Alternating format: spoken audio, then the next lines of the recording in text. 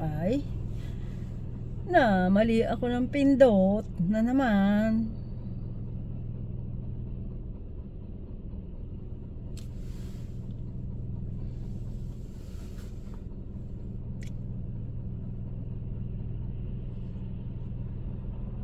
Mali po ako ng pindot. Ay, humarap sa akin. Humarap sa akin itong aking binibidyo. Pero anyway po, magandang gabi po sa inyong lahat. At tayo nagbibidyo.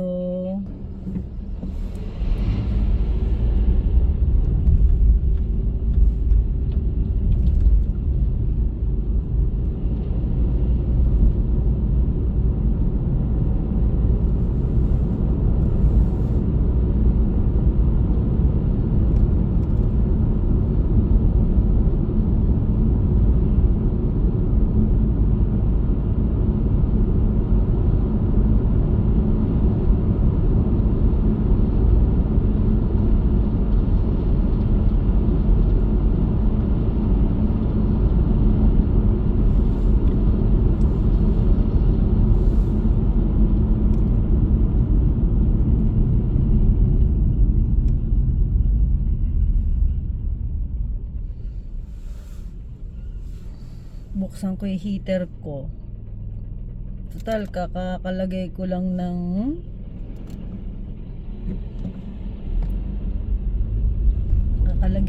po ng ano ngayon ng gasolina kanina. Kalalagay ko lang ng gasolina kaninang maga. Kasi maaga kaming umuwi, maaga kaming natapos sa work kasi konti lang yung ginawa namin. Hindi busy ang aming factory, so kaya maaga, wala pa nga pong 6 umuwi na kami. Ngayon maaga nga akong pumasok dahil ako yung driver ng train ngayon. So kanina nung umuwi ako, natulog muna ako sa bahay. Pagkatulog, nagising ako ng mga 10-11, mga ganyan. Tapos lumabas na po ako ng bahay at ako po ay may bayarin. Kami po dito sa Japan, puro bayarin. Talagang hindi kami nawawala ng bayarin. Sa sarili lang po namin, ang bayarin namin may sa Shakai Hoken, yung po Shakai Hoken na tinatawag. Yun yung kumbaga sa Pilipinas, di po ba may SS tayo. Kumbaga sama-sama na po doon yung social, ano ba tawag doon? Social Security System ba? Di ba sa Pilipinas ganun? Dito naman po Shakai Hoken. Yung po Shakai Hoken na yun, ano po yun?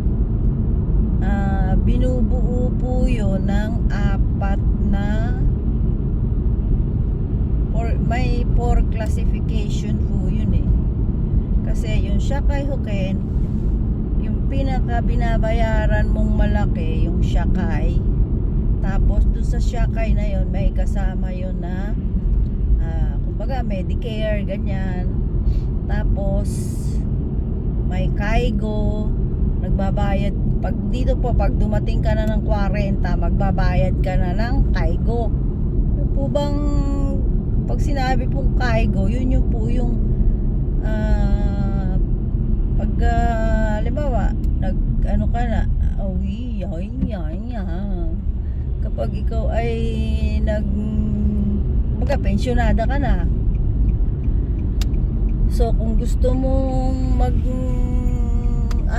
magtira dun sa, kumbaga parang halimbawa po, parang yung mga ano ba tawag dyan sa bahay ng mga matatanda na, ayun, home for the aged, ayun po, meron na po yun, babawasan na kayo nun. Tapos tapos Shakai Hoken, tapos yung Kaigo Hoken, tapos yung Koyo Hoken. Yung pong Koyo Hoken, yun naman yung pag retired na kayo, yung makukuha nyo, yung makukuha nyo pag kayo ay matanda na, yung parang retirement, ano ba yan? Retirement pay din yun eh. Tapos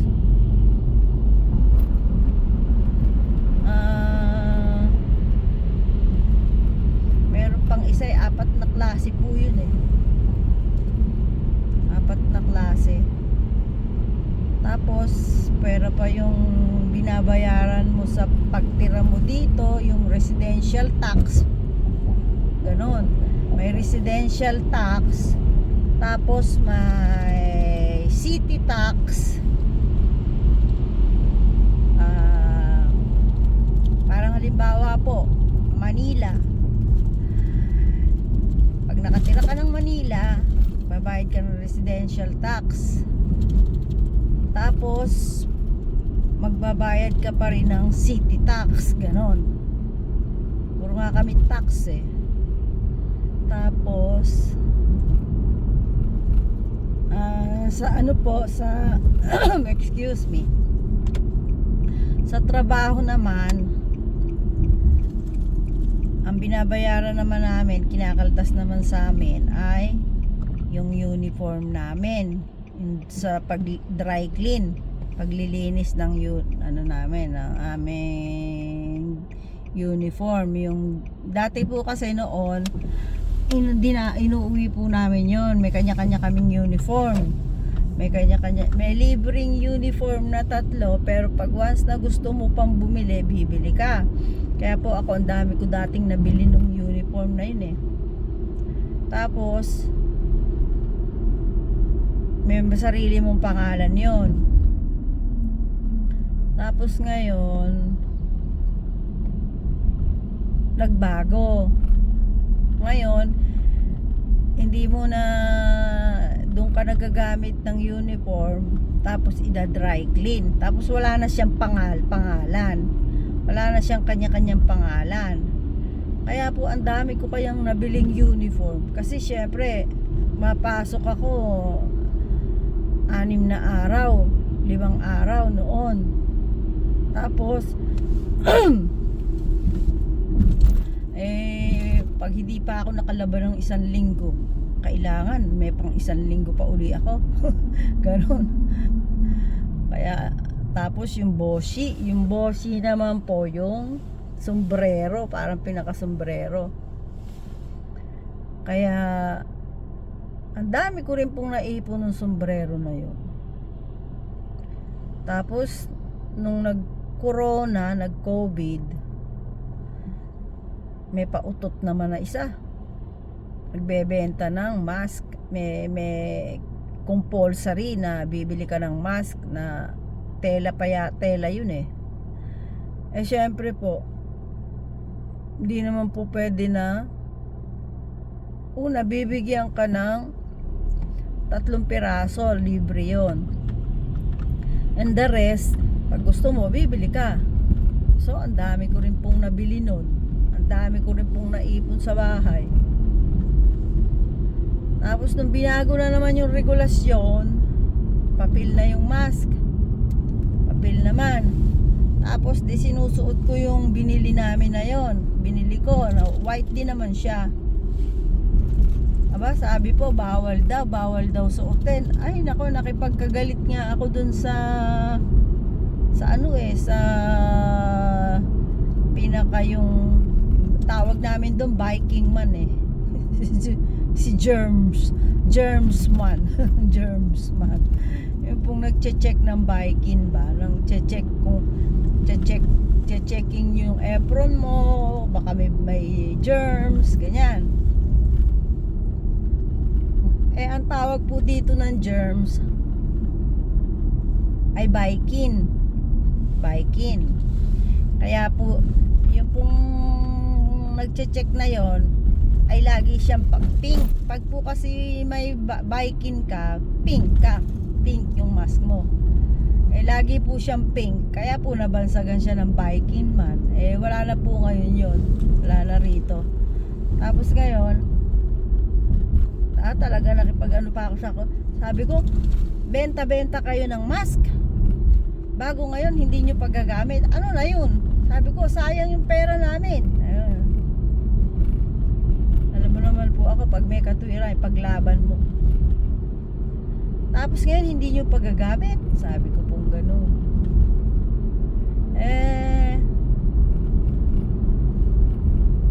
Wala rin po nangyari. So, nagbigay naman sila ngayon ng libreng mask. Aba, nagbibigay nga po ng libreng mask. Para ba yung mask mo, para ba yung kulambo? Kitang-kita ka sa loob. Kaya pag nagmask ka, kitang-kita yung butas na ilong mo. Kitang-kita yung butas, mask ka. Tapos, sabi ko, ay, ano ba yung mask na yan? Abay, kita naman ang butas ng ilong mo dyan. Kaya ako po, pag kumukuha ako doon, ay kaya po ako ngayon, bumili na ako ng sarili kong mask. Meron na akong sariling mask. Ito, ginagaya ko na pag ako'y papasok. Hindi na ako kumukuha doon ng mask kasi ayaw nilang magbigay ng mask ng 2 piraso. Sa gusto nila, isa-isa lang ang kukunin mo. Pag po ako kumukuha po ako, 2 piraso. Wag daw. Nakapaskil doon, 1 piraso lang daw. Sabi ko naman po, bakit nagmask pa tayo? Pag may sipon dyan, pag umubo, labas-labas din yan. Kaya po ang ginawa ko, sige, para walang usapan, ay bumibili na ako ng mask ngayon, kahon-kahon. At sarili ko ng mask, hindi na ako kumukuha doon. Unless talaga na nakalimutan ko lang na kumuha o magdala, kaya lang ako napapakuha doon. Pero 2 piraso kinukuha ko. Sabi ko, minsan lang ako kumuha 2 piraso na ang kukunin ko. Ganon. Kaya ayun. Ngayon, may sarili na akong mask. Pero meron ding mga katulad ko na nagdadala na rin sila ng sarili nilang mask. Kasi nga naman ayaw kong pagmask ng 2 piraso, ayaw kong bigyan ng 2 piraso. Pag nagmask ka naman para yung mask mo parang kulambo, nakita yung bibig mo, kita yung butas ng ilong mo. Kaya sabi ko, ano ba yan? Sabi ko, ba't pa tayo nagmask? Useless naman yan. Kaya po, ayun. Nagdadala ako ng sarili kong mask. Kaya wala na silang masasabi. Hindi na ako dun kumukuha ng mask. Ayan. Ito po, malapit na po ako sa trabaho namin. Ang dinadaanan ko po kasi papasok, iba. At ang dinadaanan ko rin pa uwi, iba. Ganon. Bali po kasi dito sa aking, dahil sa mga na-discover kong daan mula sa bahay hanggang sa trabaho at mula trabaho hanggang sa bahay, siguro po mga ilang way itong na ano ko, 1, 2, 3, 4, mga 5 po yung na-discover ko. Kaya kung saan ko gusto, kung gusto ko ng mabagal, kung gusto ko ng mabilis, kung gusto ko ng katulad nung nag-record ako noon na madaling araw naman ako umuwi, nag-record ako na kung gusto ko ng mabagal, yung pag halimbawa dadaan ako sa McDo, habang kumakain ako, dadaan ako sa maraming singgo. Once na sinabi pong singgo, yung stoplight yon, ang tawag po dito singgo. So dumadaan ako sa maraming stoplight para nakakakain ako. Yung tipo na pag-stop o banat kakain. Tapos minsan yung magsusubo, saktong susubo ka, biglang nag-green. kaya ano rin po kumbaga sabihin mo kahit nag-iisa ka tapos nagda-drive ka, ma-enjoy ka talaga. Tapos pag gusto mo naman na dumaan ka dun sa Biwako, yung maganda, yung pinaka the biggest lake po dito. Pag gusto mo naman dumaan ka doon, gusto mo ng magandang view sa gabi o kaya sa umaga, doon ako dumadaan. Pag gusto ko naman yung feeling kung para kang umaakyat sa langit, tumatawid naman ako ng Biwako o tumatawid yung Biwako, yun yung the biggest lake. Tumatawid naman po ako dun sa tulay na yun kasi yun yung tulay na para kang umaakyat sa langit. Habang umaakyat ka, tumatakbo yung ano mo, yung kuruma mo, parang papaakyat sa langit. Kasi meron po akong video nun na ganon. Kaya tapos yung lake, yung the biggest lake na yon, yung bridge doon, yun ang the biggest bridge naman dito. Tapos pag po tumawid ka doon, magbabayad ka ng 100 yen. And then kasi pagka yung ordinaryong sasakyan, 100 yen ang bayad. 150 na po yata ngayon. Tapos pagka dumaan ka, pag nando ka na sa kalahatian yata ng parte ng bridge, may music, kumakanta po. kaya pag gusto mong nagdadrive na may maririnig kang kanta ng bridge, yun, doon ako dumadaan. Kasi pagka malapit ka na sa pangkalahati, yung papaakyat ka na, maririnig mo po biglang tutunog yung yung sounds. Kaya nakakatuwa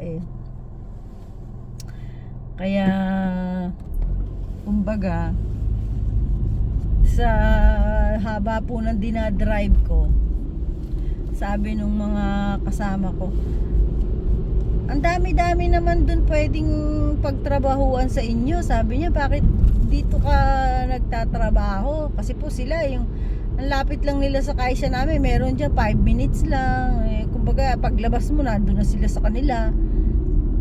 Sabi ko sa kanila, ay naku, ayoko naman ng ganyan. Kasi pag galing ako sa work na puro stress, tapos uuwi agad ako, pagdating ko sa bahay stress uli, ay ayoko ka ako nun. kasi yung dati po kasi yung trabaho ko, maraming matatanda, maraming mga lola. Alam niyo naman yung mga lola, di ba? Madidiwara. Tapos kung dati sa trabaho ko may 50 ganun, pag uwi ko ng bahay, meron pa akong isang dadat nandun na times 5 mo naman. Kaya sabi ko sa kanila, ay naku, ayoko ang paglabas ko ng trabaho dito na mas stress ka. Tapos pag uglabas mo, bahay mo na agad, stress na naman uli. Sabi ko, ay naku, gusto ko kako yung pag lumabas ako, marirelax muna ako sa mga dadaanan ko. Ayaw ko nung paglabas ko, lalabas nga ako sa stress, papasok din agad ako sa stress. Sabi ko po, ay gusto ko pag lumabas ako ng trabaho, mahaba yung aking idadrive, marami kong option kung saan ako dadaan, kung gusto kong dumaan sa ganito, kung gusto kong dumaan sa marirelax ang mata ko, marami akong option. Kasi kitin nyo naman, di ba, napapanood nyo yung driving ko, di ba, ang haba. Ayoko kako nung paglabas ko ng bahay, andyan na agad. Paglabas nyo ng trabaho, ayan ay bahay mo. Sabi ko gano'n sa kanila. Kaya sabi ko, ay naku, habulin natin yun. Habulin natin yun. Yung habulin natin. Habulin yun. Nahabol natin yung, kasi po mag-green na. Yung pa right turn meron. So magra-right turn ka. Yun na po ang susunod. Yung kaya hinabol ko na. So, eto na po ako. Malapit na ako sa trabaho. Eto na. Siguro, pagtakbo mga 5 minutes na lang to. 10 minutes. Kaso nag red light. Yan.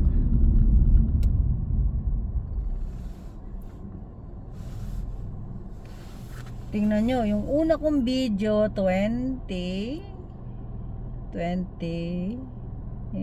ilang bang minuto yan? 20 minutes. Tapos ngayon 30 minutes. Tama, 1 hour. Equivalent to 1 hour. Kasi 60. In 1 hour there are 60 minutes. Almost 60 minutes ang tinakbo ko. Maano pa po yan. Maganda pa ngayon yan kasi walang traffic. Walang pahinto-hinto. Dire-diretso ka. So, left turn na ako. Kaya nag-left turn na ako ng signal ko.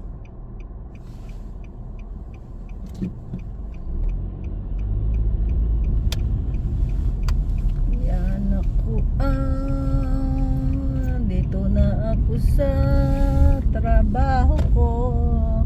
Magandang gabi po sa inyong lahat. Kayo naman dyan ay siguradong kumakain, nanonood ng TV, nagchichikahan, nagmamaritesan, o nagbibiruan. Ako naman po ay mag-i-start na ako ng work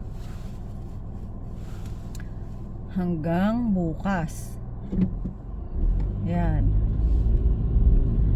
Kaya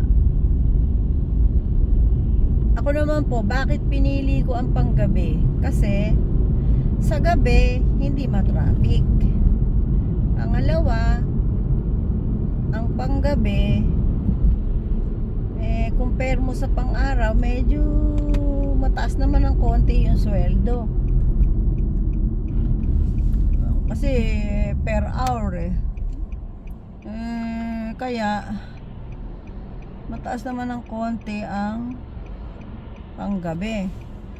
Kasi ang pang-araw maliit ang sweldo pag panggabi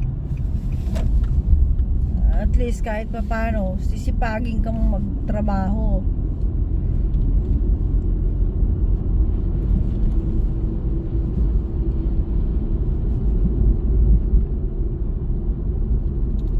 Kaya sa panggabi ako. Tapos pagka po summer, di po ba ang init-init pag summer. Nako, kaya kailangan, mas gusto ko pag summer nasa loob ng bahay, o pagdating ng gabi saka ako lalabas ng bahay. Ayan na, andyan na sila. Ako dito ako lumilinya dito ako tawag dyan, dito ako sa may pinaka party ng wala pang masyado, maaga ipasok ko kaya wala pang masyadong yan, ang galing. Ako po ngayon ay naunang pumasok dito kasi itong pwesto ko na to, gustong gusto ko ng pwesto ko nun na to simula't simula pa itong pwesto ko na to ang aking pinupwestohan aba, maraming nagkakagusto sa ewan ko ba, para akong matamis yung tipo po ba na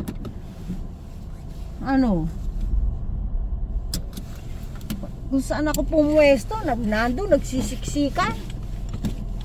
Tapos mukat-mukat mo, pati yung pwesto mo inaagaw na. Kasi gusto nila yung pwesto, pinupwestuhan mo, pupwesto sila. Kaya eto po, awa ng Diyos, salamat. I love you, Father God. O, nauna ako. Ako ngayon dito sa unang-unang linya ng parking. Ang lawak-lawak naman po ng parking, ha? Kung nasaan ako'y nandun nagigit-gitan. Para ba akong matamis na hinahabol ng mga langgam, ganun. Kahit po sa pag ako pupunta sa mga department store, alam nyo po, kami ng anak ko tsaka yung asawa ko, kami yung tipo na ayaw namin ng maraming tao. Andun kami sa pumupunta kami pagka walang tao. Wala, as in wala talagang tao. Tapos wala pang ilang minuto, makikita mo na sandamakmak na yung tao. Ganun po kaming tatlo eh. Tapos dati noon, tataka kayo eh, dati noon ang akin pong kruma, nung bago ako magkruma, mapakarami ng mga kuruma na ang kulay black. Mas marami yung black.